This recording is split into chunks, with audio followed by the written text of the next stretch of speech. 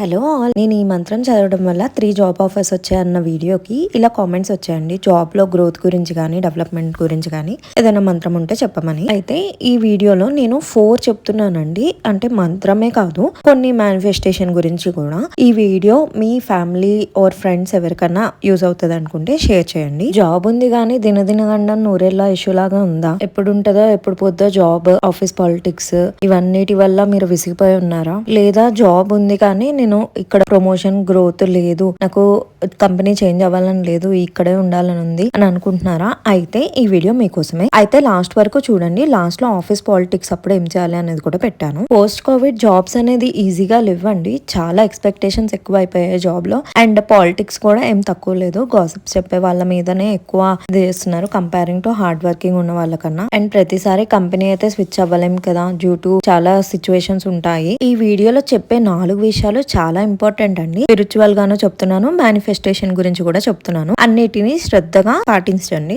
First the manifestation. ఇలా manifestation ఎఫ్రిమేషన్స్ Pinterest ఇవి చాలా దొరుకుతాయండి జాబ్ రిలేటెడ్. ఇది మన కాన్ఫిడెన్స్ ని బూస్ట్ చేస్తుంది అండ్ పాజిటివిటీని మన మైండ్ లోకి ఇస్తుంది. ఇది ఖచ్చితంగా మనము వాల్ పేపర్ లాగా అలా పెట్టుకోవచ్చు. ప్రింట్ తీసుకొని డెస్క్ మీద కూడా పెట్టుకోవచ్చు, లేదంటే మొబైల్లో కానీ మన ల్యాప్టాప్ కి కానీ వాల్ పేపర్ గా పెట్టుకోవచ్చు.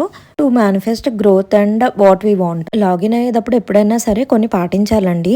పక్కన వాళ్ళతో ముచ్చట పెట్టుకుంటూ, లేదా ఫోన్ లో ర్యాండమ్ గా ఏదో రీల్ చూస్తూ, లేదా కొంతమంది అయితే లేవగానే ఆ పాస్ మొహంతోనే లాగిన్ అవుతారు. అలా చేయకూడదు. మనం షాప్స్ చూస్తాం కదా, చిన్న షాప్ కానీ పెద్ద షాప్ కానీ, ఎవరైనా పాస్ మొహంతో ఓపెన్ చేస్తారా? అలాగే మన ఇన్కమ్ కూడా వర్క్ ద్వారానే వస్తుంది కదా. అప్పుడు ల్యాప్టాప్ అనేది మన షాప్ లాంటిది. అది అలా పాస్ మొహంతో ఎట్లా పడితే అట్లా లాగిన్ అవ్వకూడదు. నేను మరీ స్నానం చేసి లాగిన్ అవ్వమన్నట్లే కనీసం మొహం కడుక్కొని ఒక టీయో కాఫీయో తాగి అలా లాగిన్ అవ్వండి. అండ్ లాగిన్ అయ్యేటప్పుడు దేవుడికి దండం పెట్టుకోవాలి. వినాయకుడు కానీ మీ ఇష్టదేవానికి ఎవరికన్నా ఇవాళ డే బాగుండాలని చెప్పి లాగిన్ అయ్యేటప్పుడు 2 days మై బెస్ట్ డే అని చెప్పి అనుకుంటే మనకి డే బాగుంటుంది.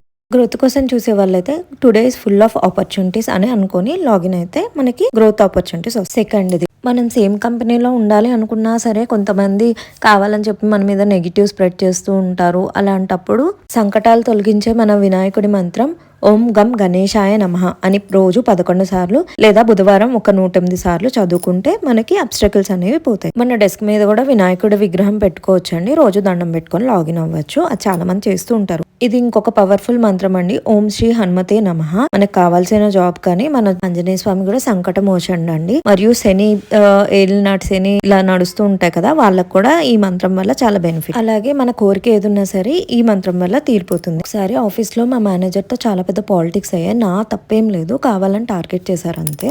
అప్పటికప్పుడు నేను పేపర్ పెట్టే సిచ్యువేషన్ లేదు, మార్కెట్ బాగాలేదు, ఆవేశంలో నిర్ణయం తీసుకోలేను.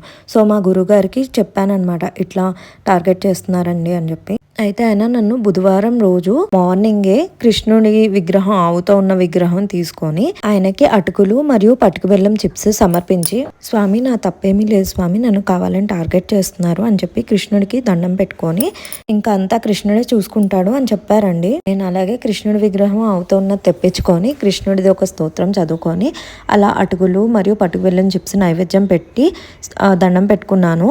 నాకు 10:30కి మళ్ళీ మా మేనేజర్తో 1-on-1 ఉండే అనమాట. ఆ రోజు ఏదో మెరాకిల్ జరిగినట్టు మేనేజర్ అసలు మొత్తం చేంజ్ అయిపోయారు. మొత్తము అసలు ఆ టాపిక్ లేదు, డిస్కషన్ లేదు, క్యాజువల్ గా మాట్లాడుకున్నాం. నెక్స్ట్ నాకు వేరే ప్రాజెక్ట్ ఆఫర్ వస్తే నేను అందులోకి మూవ్ అయిపోయాను. మీరు కూడా మీ తప్పు లేకుండా టార్గెట్ అయ్యి జాబ్ పోయే ఆర్ రిజైన్ ఫోర్స్ఫుల్ గా పెట్టాల్సిన సిచ్యువేషన్ ఆర్ రిజైన్ పెట్టేద్దాం అని చెప్పి ఫిక్స్ అయిపోయిన సిచ్యువేషన్ లో ఉంటే మీరు కూడా ఈ రెమెడీ ట్రై చేసి చూడండి. ఖచ్చితంగా మీకు హెల్ప్ఫుల్ అవ్వద్ది. అండ్ మీ ఫ్రెండ్స్ అండ్ ఫ్యామిలీలో ఎవరైనా ఈ సిచ్యువేషన్ లో ఉంటే వాళ్ళకి కూడా షేర్ చేయండి. మీకు ఈ వీడియో కనుక నచ్చితే లైక్ చేయండి. అలాగే నా ఛానల్కి సబ్స్క్రైబ్ చేసుకోండి. మీ సపోర్ట్ చూపించడానికి నాకు లైక్ చేయండి అండ్ సబ్స్క్రైబ్ చేసుకోండి. అండ్ మీకు ఏమైనా డౌట్స్ ఉంటే కామెంట్ చేయండి. ఇంకేదైనా వీడియో కావాలంటే కామెంట్ చేయండి.